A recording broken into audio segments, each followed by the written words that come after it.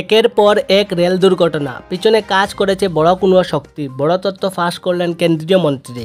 শনিবার কেন্দ্রীয় রেল প্রতিমন্ত্রী রবনীত সিং বুট্টু বলেন, সম্প্রতি দেশে যে ট্রেন দুর্ঘটনাগুলি ঘটেছে তার তদন্তে বেশ কিছু ভয়ঙ্কর জিনিস ও চক্রান্ত উঠে এসেছে। দুর্ঘটনার কারণ হিসেবে ভয়ঙ্কর জিনিসপত্র উঠে আসছে। গতকালই আলিগড় রেল ট্র্যাকে অ্যালয় হুইল পাওয়া গিয়েছে। কখনো বালাসুরে করমন্ডল এক্সপ্রেসের দুর্ঘটনা, কখনো আবার রাঙ্গাপানিতে মালগাড়ির ধাক্কায় কাঞ্চনজঙ্ঘা এক্সপ্রেস লাইনচ্যুত হওয়া, একের পর এক রেল দুর্ঘটনা লেগেই রয়েছে। বিগত কয়েক মাসেই প্রায় 1 ডজন ছোট বড় ট্রেন দুর্ঘটনার খবর মিলেছে। সাধারণ মানুষ কার্যত ভয় পাচ্ছেন ট্রেনে চড়তে।